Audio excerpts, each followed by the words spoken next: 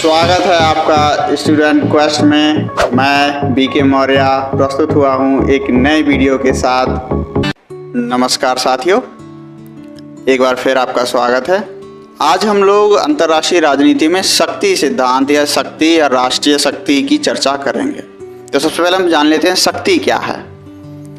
शक्ति का एक कई अर्थों में प्रयोग किया जाता है, लेकिन अंतर्राष्ट्रीय राजनीति में शक्ति का अगर व्यापक संकल्पना के रूप में देखें तो इसमें यह माना जाता है कि एक राष्ट्र दूसरे राष्ट्र की विदेश नीति और दूसरे राष्ट्र के व्यवहार को कैसे प्रभावित कर सकता है, किस तरह से प्रभावित करता है, किन साधनों का प्रयोग करता है, किन तकनीकियों का प्रयोग करता है, उन्हीं को हम शक्ति कहते हैं। उनके साधन क्या हैं? जैसे बल का प्रयोग करना, जोड़ तोड़ करना, अनुनय विनय करना, इस तरह के साधनों का प्रयोग किया जाता है। कूटनीति का प्रयोग किया जाता है। इसके द्वारा शक्ति पता लगती है कि कौन राष्ट्र अगर बल का प्रयोग कर रहा है या अनुनय विनय का प्रयोग कर रहा है या जोड़ तोड़ का प्रयोग कर रहा है, तो एक राष्ट्र दूसरे राष्ट्र की विदेश नीति या उसके व्यवहार को किस प्रकार से प्रभावित करता है, इसी को व्यापक रूप में हम शक्ति कहते हैं। लेकिन शक्ति के कुछ निश्चित पैमाने भी हैं। विद्वानों ने अलग अलग तरह से बताए हैं। एक विचारक है मार्गेनथाउ का कहना है कि शक्ति का आशय क्या है? दूसरे व्यक्तियों के मन और क्रियाओं पर अन्य व्यक्तियों का नियंत्रण। मतलब किसी व्यक्ति के मन या क्रिया पर अन्य व्यक्ति कैसे नियंत्रण करता है, उसी को हम शक्ति कहते हैं। व्यक्ति के स्वभाव पर नियंत्रण ही शक्ति कहलाती है। ठीक है। और दूसरे विचारक हैं स्वाजन वार्गर।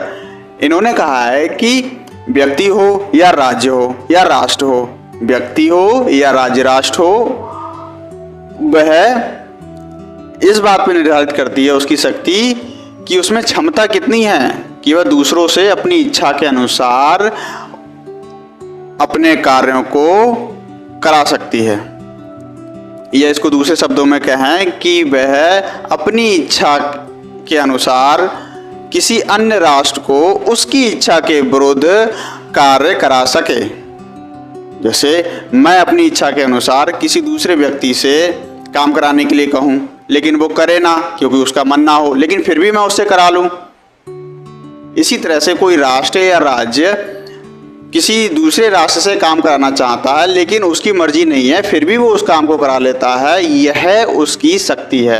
इसी को स्वाजन वार्गर ने शक्ति के रूप में परिभाषित किया है। तो मोटा मोटा हम शक्ति को समझ चुके हैं कि शक्ति क्या है। किसी व्यक्ति की या किसी राष्ट्र के ऊपर किसी ऐसी सत्ता के द्वारा या ऐसे व्यक्ति के द्वारा, राष्ट्र के द्वारा उसकी मर्जी के विरुद्ध भी उससे कार्य को करा लेना ही उस व्यक्ति की शक्ति है।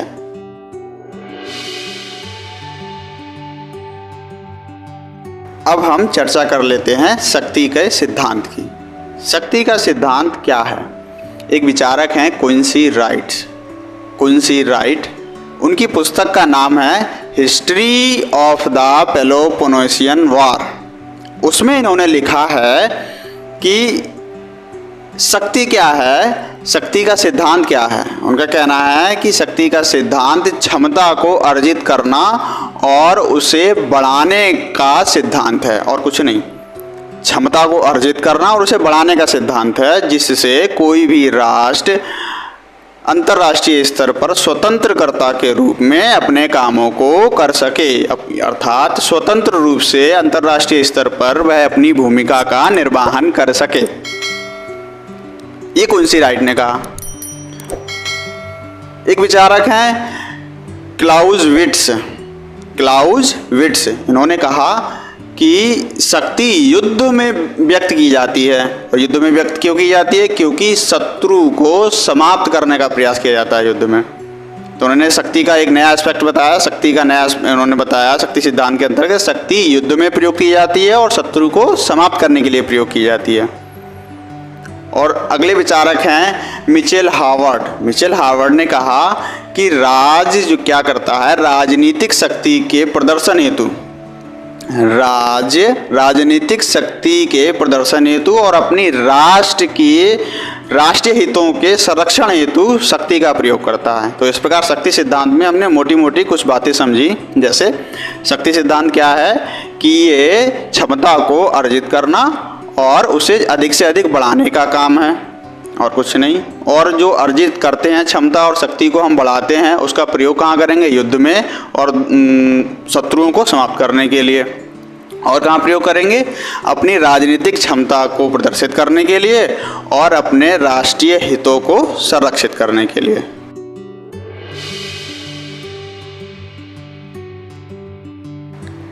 अब हम चर्चा कर लेते हैं अंतर्राष्ट्रीय राजनीति में शक्ति का क्या महत्व है या क्या स्थान है, या अंतर्राष्ट्रीय राजनीति में शक्ति की क्या भूमिका है।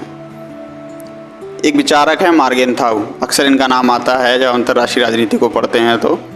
मार्गेंथाउ एक नव यथार्थवादी विचारक हैं। इन्होंने कहा है कि अंतर्राष्ट्रीय राजनीति क्या है? शक्ति का संघर्ष ही है। मतलब अंतर्राष्ट्रीय राजनीति का जो केंद्र बिंदु है वो शक्ति का संघर्ष है। शक्ति के लिए सभी लोग संघर्ष करते हैं और उसी को अधिक से अधिक प्राप्त करना चाहते हैं। इसीलिए ये जो शक्ति का संघर्ष है वो एक शाश्वत संघर्ष है, क्योंकि प्रत्येक राज्य ज़्यादा से ज़्यादा शक्ति को अर्जित करना चाहता है। क्यों अर्जित करना चाहता है? क्योंकि उसे अपने राष्ट्रीय हितों का संरक्षण करना है। तो इसीलिए अंतर्राष्ट्रीय राजनीति में शक्ति केवल संघर्ष का एक कारण है और शक्ति के लिए संघर्ष ही अंतर्राष्ट्रीय राजनीति है।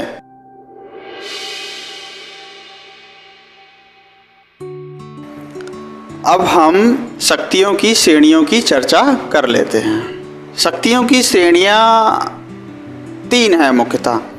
एक विचारक हैं E.H. कार। E.H. कार ने शक्ति की मुख्यतः 3 श्रेणियां बताई हैं। पहला है सैन्य शक्ति, जिसमें ये देखा जाता है आपकी सेना कितनी है, आपके पास अस्त्र शस्त्र कितने हैं, आपका मिलिट्री पावर कितना है। मिलिट्री में तो हेलीकॉप्टर, वायुसेना, थल सेना, नौसेना, ये जितने तीनों प्रकार की सेनाएं हैं, ये कुल मिलाकर आपकी ये कितनी शक्ति है, ये होती है हमारी सैन्य शक्ति।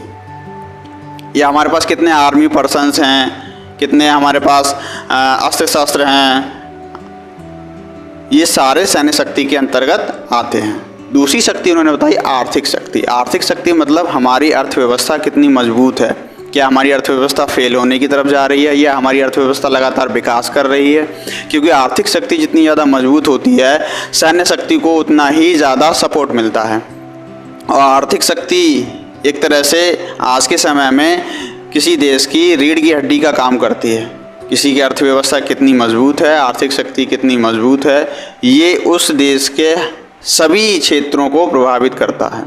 और तीसरा इन्होंने प्रकार बताया था, ये तीसरी श्रेणी बताई थी, जनमत को प्रभावित करने वाली शक्तियाँ। जनमत को प्रभावित करने वाली शक्तियाँ कैसे? जैसे अंतर्राष्ट्रीय बहुत संस्थाएँ हैं जो समाज के लिए काम करती हैं, या राष्ट्रीय स्तर पर बहुत सारी संस्थाएँ हैं जो समाज के लिए काम करती हैं। मीडिया है, या स्वयं सहायता समूह हैं, या हम कहें तो जितने भी सामाजिक, राजनीतिक और सांस्कृतिक जितने भी समूह संगठन हैं इस तरह के, या जितने भी रीति रिवाज हैं इस तरह के, ये एक जनमत को बनाते हैं। और इन्हीं के द्वारा ये जो शक्ति है ये जनमत को प्रभावित करती है। ये जो उन्होंने बताया तीसरी शक्ति है।